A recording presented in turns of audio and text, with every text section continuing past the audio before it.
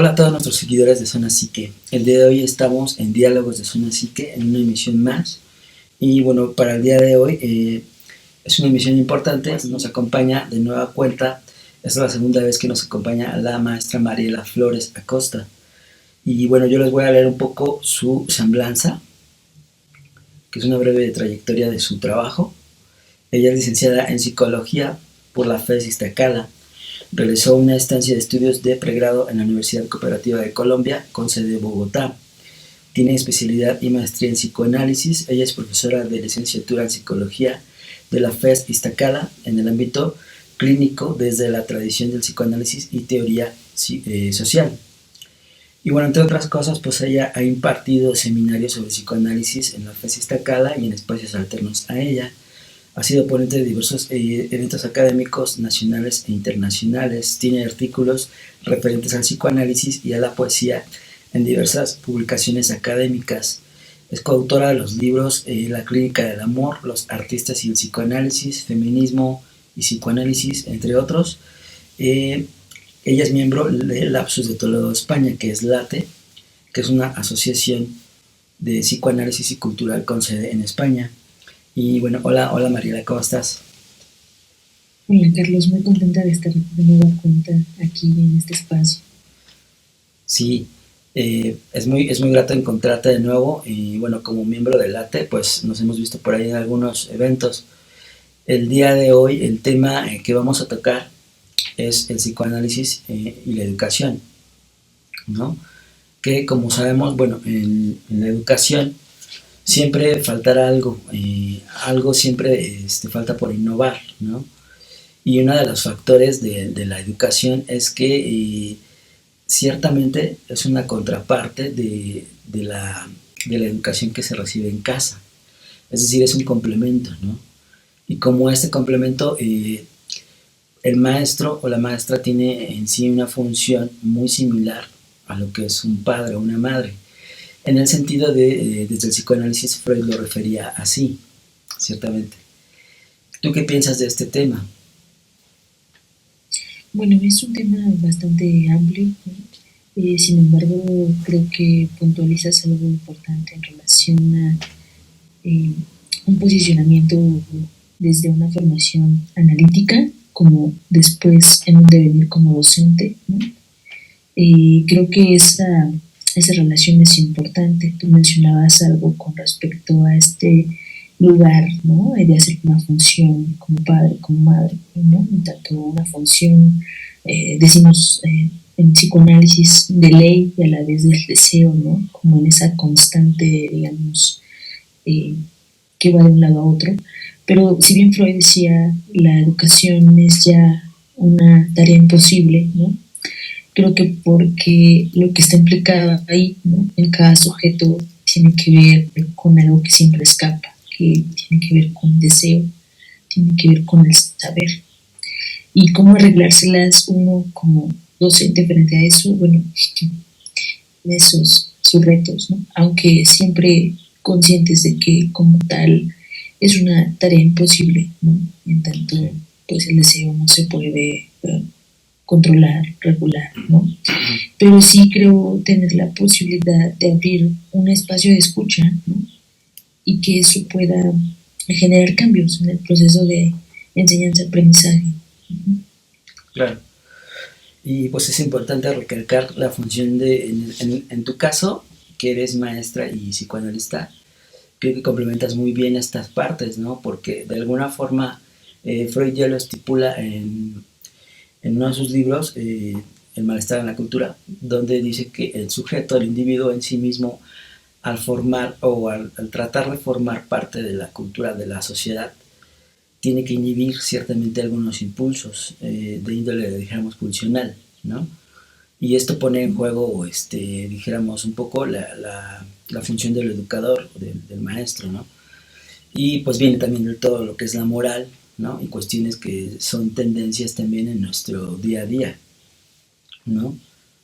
¿Tú qué piensas cuál ha sido el mejor o el más grande reto de tu carrera como maestra? Yo creo que tiene que ver con esto que planteas, de cómo es que se juegan, al menos para mí, tres categorías importantes. en el espacio educativo que tiene que ver con lo infantil, con la cultura y con el sujeto, ¿no?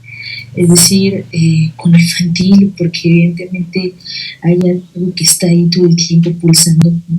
Decíamos, somos sujetos también pulsionales y hay algo que siempre escapa, ¿no? Que por más que pues haya ciertas normas, haya ciertas reglas, ¿no?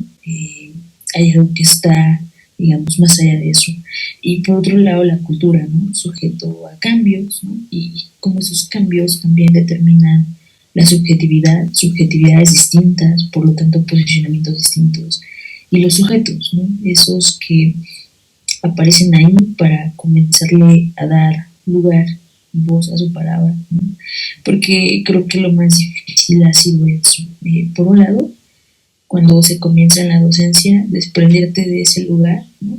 Digamos, de que tienes la responsabilidad de que el otro aprenda en su totalidad, ¿no? Es decir, quitarte de ese lugar porque es un imposible, ¿no? Sí. Lo que haces es compartir un conocimiento y en ese sentido generar una transmisión, ¿no? Para que el otro lado pueda haber un movimiento significativo. Pero de eso a que uno sea amo de la palabra, del saber, ¿no?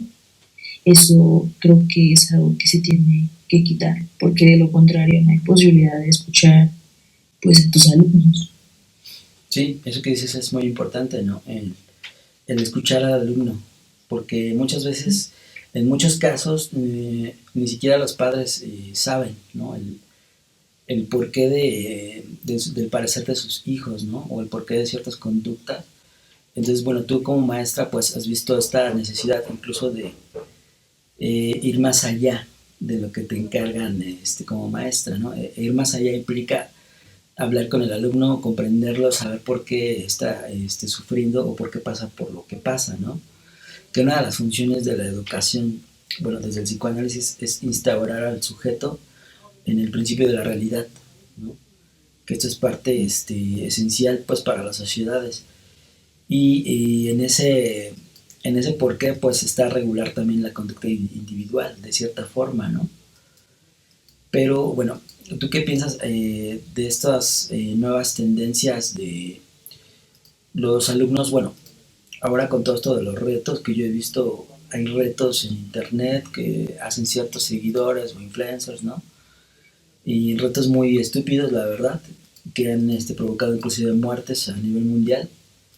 Y tú como maestra, como psicóloga, ¿qué piensas de esta situación? Porque muchas veces los padres ignoran todas estas cuestiones, ¿no? Bueno, pues hablando de esta parte cultural, ¿no?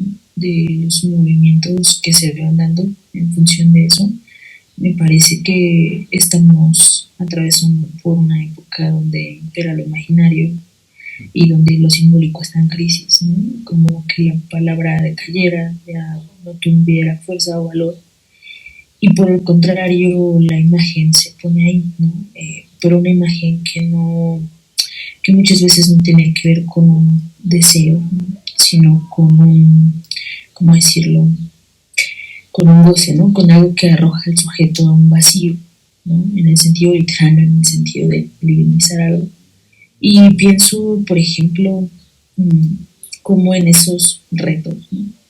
Quizás muy jugado desde una parte de buscar un ideal, porque alguien más lo está haciendo, ¿no? Como en una especie de identificación, más bien conduce a una anulación, ¿no? O sea, es como una trampa, vaya, pero una trampa que a la que nos inserta pues todo esto que estamos viviendo, no solamente las redes sociales, ¿no? Incluso pensar un poco los videojuegos, sí, sí, muy cierto. Algunos otros programas, ¿no? Sí, muy cierto, ese tema que tocas, bueno, esa parte es muy interesante, ¿no? Porque, bueno, la tecnología pues está en boga, y sobre todo en los jóvenes. Los videojuegos, muchos dicen que no influyen, ¿no? En la conducta violenta, pero bueno, últimos estudios han revelado que sí tienen una influencia, ¿no? Sobre todo, como dices, en la parte del imaginario del sujeto, ¿no? Y esta cuestión pues lo hemos visto desde chicos que portan armas, ¿no?, en las escuelas y que tratan de cierta forma hacer venganza por un bullying que ya lleva tiempo o cuestiones que no han podido expresar por medio de la palabra, ¿no? Por eso es tan importante el papel del psicólogo en la sociedad moderna, el hacer la importancia o imprimir la importancia de la palabra, ¿no? Sí, además porque pensemos, por ejemplo, en el caso del videojuego, ¿no? ¿En qué punto deja de ser un juego? ¿No? Sí. Eh, y además porque en un juego donde supuestamente puedes matar a alguien las veces que sean, nunca muere, ¿no? Porque puede revivir, ¿no? Claro. También me parece que ahí se rompen, por ejemplo, ciertas nociones importantes. No solamente se transgrede la cuestión de espacio-tiempo, también pienso en ese principio de realidad, ¿no? Sí, sí, es muy interesante, que ese es un tema bastante amplio y interesante, ¿no? Yo ahorita recuerdo, por ejemplo, una publicidad, no recuerdo qué país era, pero se supone que está el papá con el hijo jugando videojuegos de este tipo de violentos y pues están entre risas y bromas y demás, ¿no? Posteriormente en la otra escena pasan a un accidente, ¿no? Del chico en su auto. Entonces, el papá ya llorando se dice a sí mismo, ¿no?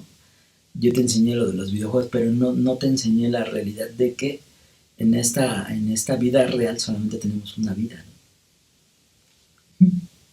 Y hay que, de cierta forma, hay que protegerla. Entonces, las escuelas, bueno, la educación en sí misma también debe de fortalecer la parte bueno, lo que le llamaba Freud la sublimación, es decir, canalizar todas estas pulsiones hacia un orden más positivo, por así decirlo, o mejor visto socialmente, ¿no?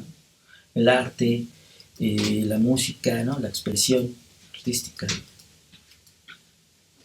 Sí, y creo que para que eso sea posible también tiene que ver con darse la oportunidad de poder escuchar a quienes tienes enfrente, ¿no? A esas distintas subjetividades, a eso singular, a eso particular, y que no puedes generalizar, ¿no? O sea, evidentemente habrá grupos en los que no exista como tanta, digamos, problemática, pero habrá otros grupos en donde sí, ¿no? Y tanto en uno como en otro es importante, pues, escuchar a quienes están compartiendo ese espacio contigo, porque al final el proceso de enseñanza-aprendizaje es un trabajo conjunto, o sea, no solamente la institución, los administrativos, una parte fundamental o digamos el núcleo lo es el docente y los estudiantes. Claro. Y es importante mencionar que como padres, pues también hay que escuchar a los hijos, ¿no? En todas las cuestiones que más podamos y también en algún momento creerles lo que dicen, porque esto reincide en muchos casos en el que los padres pues dicen, es que no le creo, o siento que en esa edad todos mienten, ¿no? No, o sea, recalcar ese punto de que hay que creerles y todas esas manifestaciones son un pedimento de ayuda, ¿no?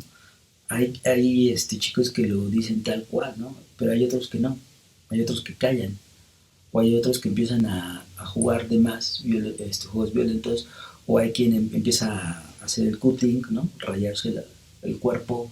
Son expresiones que solicitan ayuda, ¿no? Entonces hay que escuchar lo más que podamos a nuestros hijos. En ese contexto, pues la universidad, las escuelas, pues sí, siempre va a haber una faltante, ¿no? Que para mí, y lo hablaba con Daniel Arismendi, el futuro de los maestros, yo creo que es tener conocimiento del psicoanálisis, aplicarlo realmente al grupo, ¿no? Y de forma individual a cada caso, ¿no? Digo, no es que se hagan expertos, pero sí tener por lo menos esa noción, porque muchos maestros en clases hablan cosas que tienen que ver con factores psicológicos y que no conocen a un 100%, ¿no? En el caso específico, ejemplo del feminismo, yo he visto muchas orientadoras o muchos maestros que no conocen mucho esta parte de la psicología social y hablan cuestiones que ellos creen correctas, las hablan al grupo, ¿no? Sí, y también porque me parece importante esto que decíamos, ¿no? Devolverle la palabra al otro, ¿no? El otro también tiene lo que decir y eso que dice también tiene la posibilidad de ser escuchado. Porque igual, como comentas, me he encontrado con grupos donde pues justamente llegan aplastados por ese discurso amo, ¿no? Que el docente coloca en Sí, un lugar de saber absoluto. Y entonces cuando les digo, bueno, pero ¿por qué no hablan? ¿Por qué no participan? ¿No? Y me comentaba un alumno, ¿no? Bueno, es que a mí me dijo una profesora que prefería mejor escuchar a las ratas que escuchar a mí, ¿no? Entonces, eso es bastante fuerte, ¿no? Como desde ese otro, ¿no? Aplastante, sí, pues justamente puedes obturar, ¿no? Y en ese sentido de subjetivar a ese otro, ¿no? Haciéndolo sentir nada o que justamente su palabra no vale, ¿no? sí, que es el discurso del amo y el esclavo, ¿no? Que se manifiestan en muchas cuestiones sociales, ¿no? Y bueno, ciertamente, pues las escuelas, las universidades nos adentran al mundo del conocimiento, pero también de alguna forma nos enseñan a obedecer en algún momento a un superior. Y eso es lo que también en algún momento tiene que cambiar en esta estructura de la enseñanza, ¿no? En el sentido de que yo le decía a Arismendi, ¿no? Es más importante hacer que tu alumno piense por sí mismo que darle todos los conocimientos que puedas darle, ¿no? ¿Por qué? Porque ellos ya tienen todo el conocimiento, el bagaje por internet, pueden consultar cualquier cosa, pero tenemos que darles la fortaleza de discernir qué es lo correcto, qué es lo incorrecto, y saber también tomar decisiones y tener, conformarles un criterio, ¿no? Sí, esto que mencionas es importante. Creo que ahí va un poco esto que también se juega, por ejemplo, en la clínica, ¿no? El asumir una responsabilidad, ¿no?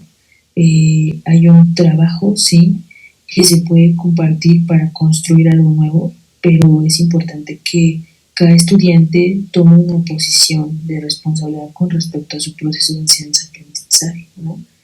Entonces, claro, una parte es lo que se puede enseñar en la escuela, pero otra muy distinta a lo que cada uno va construyendo eso, que se cuestiona, que reflexiona, que critica. Y ahí yo, por ejemplo, sí me he encontrado con un punto negativo, ¿no? En torno a, pues, el imperio, decíamos, del imaginario sobre lo simbólico, ¿no? Donde encuentro algunos déficits, por ejemplo, para comprensión lectora, para cuestiones de ortografía, ¿no? A la hora de redactar un escrito, a veces incluso el poder escribir un ensayo, ¿no? Que Sí, tiene que ver con esto de darle lugar a su palabra, ¿no? Es como si quedaran eclipsados por la palabra de los autores, ¿no? Y sí, entonces de repente te encuentras con trabajos que solo son citas, más citas, más citas, pero ellos no están ahí, ¿no? Entonces, eh, es todo un trabajo, ¿no? El hacer que justamente ellos puedan comenzar a escribir también desde lo que ellos piensan, desde lo que ellos analizan, desde lo que ellos reflexionan. sí. Y eso lo vemos también inclusive en grupos psicoanalistas, ¿no? Sí, Este, no, es que aquí pues hablamos de Freud, ¿no? Y si no lees a Freud no puedes hablar de Lacan. Cuestiones como prejuicios que ya también tienen muchos profesionales, ¿no? O si no tienes una maestría, ¿por qué hablas de este tema, no? Este tema es de maestría. uh-huh, uh-huh. O cuestiones así ya muy específicas, ¿no? Pero bueno, la finalidad de la educación, pues es, como te decía, hacernos conocer un poco el mundo real en esta cuestión, entendido desde el psicoanálisis, ¿no? Salir de ese principio del placer que tenemos con la madre, nos acerca un poco al principio de realidad, lo que es la cuestión de la educación, lo social, aunado a la función del padre, ¿no? Que esa es otra función importante. El padre en la educación es muy importante. Yo he visto casos en los que muchas mamás dicen, es que mi hijo va mal, sí, pero yo hago la función del papá. Entonces a mí no me exijan, ¿no? Entonces sí es importante también saber qué función tiene el padre para con el individuo, con el sujeto, porque de ello pues va a depender también un éxito o un fracaso en la cuestión académica, ¿no? Claro, eso de marcar límites, ¿no? Que no tiene que rayar en una cuestión militante, ¿no? Sino en el hecho de aprender a convivir con el otro pues sabiendo que es un otro distinto, ¿no? Creo que hay, en relación a esto que te planteabas hace un momento, de muchos profesores no tienen como ese conocimiento de algunas cuestiones que pues van surgiendo en la época, ¿no? Esto del feminismo, esto de las nuevas sexualidades, etcétera, ¿no? Y es importante ese conocimiento porque la diferencia no radica en una cuestión anatómica, ¿no? La diferencia debe imperar en lo simbólico y eso implica que el otro es distinto y ya, o sea, no importa si es hombre, Claro. mujer, rico, pobre, yo qué sé, ¿no? Sino es por el simple hecho de ser otro, ¿no? Y que justo esa es la ética a la que apunta el psicoanálisis, pero que justo creo que esa parte falta en la educación, ¿no? Para aprender a convivir con nosotros. Eso generaría menos violencia, menos Sí, agresividad, menos bullying, ¿no? sí, que ahí hay varios temas, ¿no? Que se juntan en lo educativo. Y es importante pues también hacer ver que la educación que tengas como padre, como madre, la vas a imprimir en tus hijos. Ellos van a aprender de forma consciente o inconsciente los conceptos que tú tengas sobre diferentes temas, ¿no? Incluyendo esto de las diferentes sexualidades. Si el niño o el adolescente observa que el papá pues se manifiesta con groserías hacia siempre el que es diferente, pues el niño, por más que le des educación sobre las nuevas sexualidades, va a tener un concepto que aprendió en casa, ¿no? Y es importante pues también saber que la cultura que se le da al hijo en casa implica muchísimo o es más grande que la cultura que puede tener él por fuera. Porque muchas veces pensamos, ¿no? Es que me lo van a educar ahí. Yo por eso lo inscribí en esta escuela súper cara porque ahí me lo van a educar, ¿no?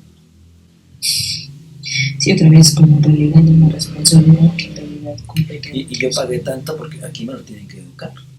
Uh-huh, Entonces, esa es uh-huh, una cuestión uh-huh. que implica en el que, digo, nadie sabe ser padre, lo vamos aprendiendo, pero implica que sí tenemos que tener ese conocimiento previo de que muchas cosas va a aprender en casa, ¿no?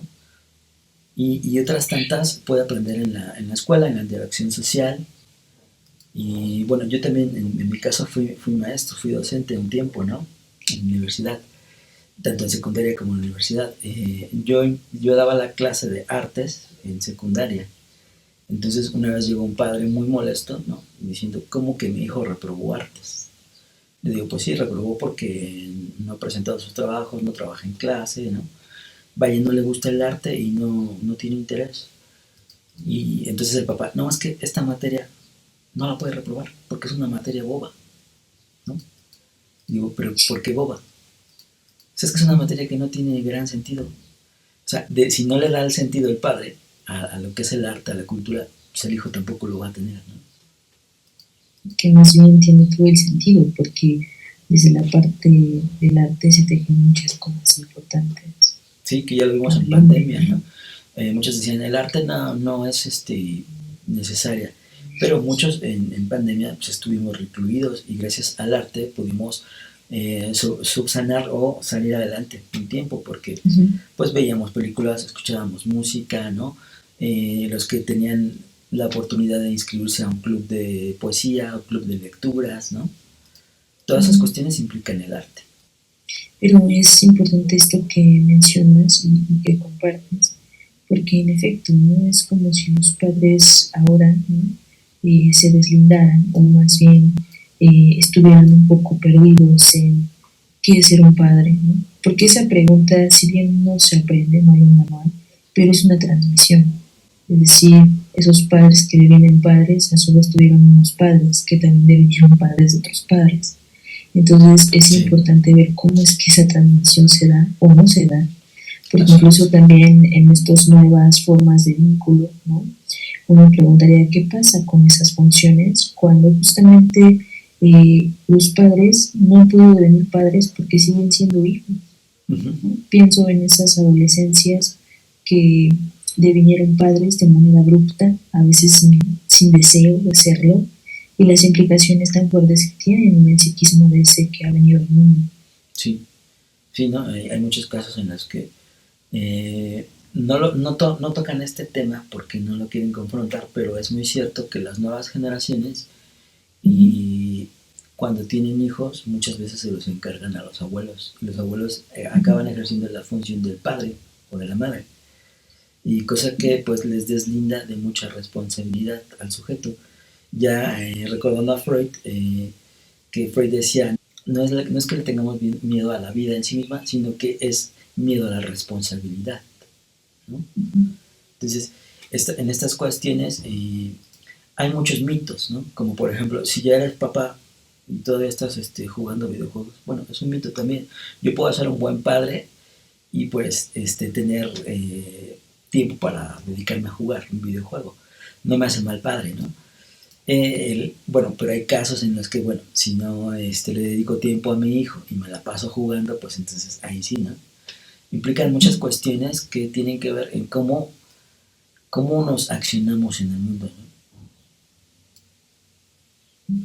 Sí, o sea, porque en esto que tú estás planteando, ¿no? Pensaba, por ejemplo, en el mejor de los casos pueden ceros, ¿no? Es un papel simbólico, pero pensaba, por ejemplo, en aquellos que a veces los dejan solos, ¿no? Porque no hay alguien que pueda acompañarles, ¿no? O el aparato tecnológico, ¿no? Llámese tablet, celular, que pareciera como el cuidado, ¿no? O sea, ¿qué está pasando ahí, no? Sí, es como el que entretiene y de cierta forma educa lo que no educamos nosotros en nuestros hijos, que ahora actualmente con YouTube y los influencers, ¿no? Ciertamente son más influenciados por ellos que por los propios padres, aunado a que pues hay una carente de, pues sí, valores, ¿no? No es que yo me la tache de moral, ¿no? Pero sí hay una carente y dijéramos que la acción del padre, más que directamente en la educación del hijo, está en cómo es el padre con los demás, ¿no? Cómo yo trato a los demás implica mucho en cómo mi hijo va a aprender a tratar a los demás, ¿no? Si yo digo, es que ese maestro de artes, ¿no? Pues es que no sabe de la vida, ¿no? Yo soy tu padre. Además, el arte a quién ha ayudado en esta vida, ¿no? Entonces, muchos Más piensan bien, eso, ¿a ¿no? quién no ha salvado en esta vida? Exacto. Entonces, bueno, tienen conceptos muy ensimismados y muchas veces no se dan la oportunidad de pensar diferente, ¿no? Bueno, Freud decía también que la acción de los adultos sobre los niños marcan la forma intensa de cómo será su vida futura, ¿no? Y bueno, recalco aquí también que el niño o adolescente va a recibir a través del proceso cultural un sometimiento que no es malo si prepara al niño para ser un adulto libre y realista, ¿no? Que eso es muy difícil, Pero pero se puede que lograr. desde el psicoanálisis, por ejemplo, a eso apuntaría la función paterna, ¿no? Sí. No a una cuestión de una militancia, ¿no? Y hacerlo el más obediente y el más pulcro, no, sino más bien a que ese pueda construir también una vida que le permita vivir Sí, sin estar, digamos, aplastado por ese otro, ¿no? claro. Y pues también importante decir que hay que validar la opinión de todos de nuestros hijos, sean niños o adolescentes, porque ha habido casos, y bueno, yo he tenido casos en clínica donde adolescentes llegan aquí al consultorio diciendo, es que yo tengo 18 años, ya soy mayor de edad, pero ante mi padre no soy nada, soy un niño porque él no valida lo que yo pienso, cree que soy un niño, ¿no? Si escucho música de metal, cree que soy satánico o que ya me estoy metiendo drogas, ¿no? Entonces, validar todas las opiniones que tienen los chicos, ¿no? Porque el validarlas hace que su personalidad tenga una confianza en nosotros y sobre todo en sí mismos. Sí, me parece que desde la clínica es fundamental el hecho de escuchar al adolescente, ¿no?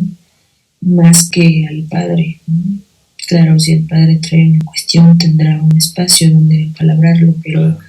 escuchar al adolescente y darle lugar a su palabra, eso hace que el adolescente entonces se permita hablar en el dispositivo, ¿no? Y al hablar, bueno, vaya saliendo de ese lugar que sí, en efecto, a veces es bastante tortuoso porque algunos adolescentes, como bien señalas, llegan con esto que Rodolfo decía, los significantes del superyo, ¿no? Y entonces ya ni siquiera es Daniel, Alejandro, sino es que soy un pendejo, ¿no? Pero ¿quién dice que eres un pendejo? Bueno, es que mi padre siempre ha dicho que, ¿y Sí, usted qué opina de eso? ¿No? O sí, sea, claro, sacarlos, ¿no? De ese discurso que los aplasta. claro.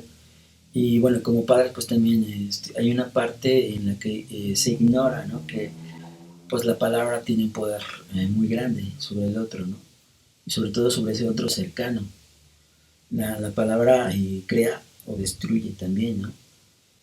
Esto de que las palabras se las lleva al viento, pues es un, de hecho, es un mito, ¿no? Es una frase del pasado. En realidad se quedan y quedan permanentes, ¿no? A veces en clínica yo he notado que por una palabra se desata como un efecto traumático en el sujeto, que a los 15 años esa palabra afecta tanto que en la vida adulta llegan a tener compulsiones o ciertas tendencias hacia una manifestación como de vincularse a personas que les hacen daño, ¿no? Es una tendencia. Entonces, bueno, también es importante recalcar que si un niño crece en un lugar donde percibe violencia, este niño también va a reflejarla en sus pares, en sus maestros, en sus alumnos, ¿no? Muchas veces esta violencia es interna, no es lo que él vive, sino lo que él siente, pero no es escuchado. Y esto que decíamos, el contexto familiar, ¿no? Cómo va a inscribir la forma de amar, de desear, de gozar, por lo tanto, de relacionarse con nosotros, de generar determinados pensamientos, sentimientos. Por eso creo que en efecto, tal cual como habíamos iniciado el día de hoy, tú mencionabas, ¿no? El pilar está en la parte familiar y después cómo eso se va a reproducir en el dispositivo educativo, ¿no? Sí, sí es importante, ¿no? Bueno, Freud en El porvenir de una ilusión de 1927 expone la tarea de que quien educa es que el niño aprenda la realidad externa a él, pero fundamentalmente no solo esto, sino también la realidad interna. Es decir, tenemos que hacer saber a los chicos también reconocer sus emociones, saber cuándo están enojados, saber cuándo están tristes, ¿no? Muchas veces esto lo pasamos por alto y los chicos sufren todas estas cuestiones de forma inconsciente. Y a veces, como bien señalas, no saben reconocer sus emociones, a veces confunden una tristeza con un enojo, una ansiedad, ¿no? Con una depresión, ¿no? Entonces sí, es importante que ellos también aprendan a conocer las emociones y a poder identificar qué es lo que están sintiendo. Claro. Sí, sí, es muy importante eso, ¿no? Y bueno, como los en secundaria, estos psicólogos que son como parte de ayuda, influyen mucho también en los chicos, en cómo perciben también su sexualidad, ¿no? Es súper importante hablar de sexualidad con ellos. Si tú como padre pues no te sientes como la capacidad de hacerlo, pues llévalo a un psicólogo, a un psicoanalista, ¿no? Pero a veces no tenemos esa Incluso, cuestión. sí, perdón, incluso también pensaría los mismos padres, ¿no? Acudir a un Claro, espacio terapéutico, así es. cuánto no haría un cambio radical, no solo en la vida de ellos, también en la de los hijos y en la de la dinámica familiar. Claro, porque como adultos pues tenemos conceptos ya establecidos y creemos que son los correctos, ¿no? Siempre. Y muchas veces no nos damos la oportunidad de repensar, de reestructurar esos conceptos y saber humildemente que pues estábamos mal, ¿no? Que eso es también una cuestión humana, saber equivocarse. Exacto. Bueno, ya regresamos de este breve corte. Eh, sí, como te decía, la importancia de la educación también es importante introducir a los padres un poco a la psicología, ¿no? O en este caso al psicoanálisis, a la comprensión del otro, ¿no? Claro, para posibilitar esos espacios de escucha y en los espacios de escucha también generar encuentros que posibiliten una convivencia armónica, ¿no? Sabiendo que, claro, tanto los padres tienen sus propias ideas, ¿no? Sí, Pero también los hijos, y que eso, el hecho de poder escuchar unos a otros, implicaría mejores formas de comunicación y de relación. así es. Sí, y ese tema que dices de las nuevas sexualidades, pues es un tema en boga, ¿no? Y es un tema del que va a ser, va a repercutir mucho en las nuevas generaciones. En juntas de padres yo he visto, ¿no? Que eh, la maestra nos dice, tienen que firmar los padres para que nosotros les demos esta nueva materia, asignatura de las nuevas sexualidades, ¿no? Y muchos padres decían, ¿por qué tenemos que firmar? No, pues porque en otras escuelas se hizo un lío porque los padres no quieren que hablemos de eso con sus hijos, que los vamos a pervertir, que los vamos a... ¿no? Entonces ahora pues lo tenemos que hacer con consentimiento bajo firma.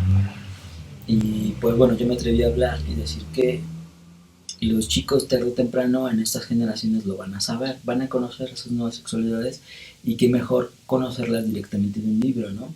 Que a lo mejor la SEP no es el más adecuado, pero dijéramos es una introducción.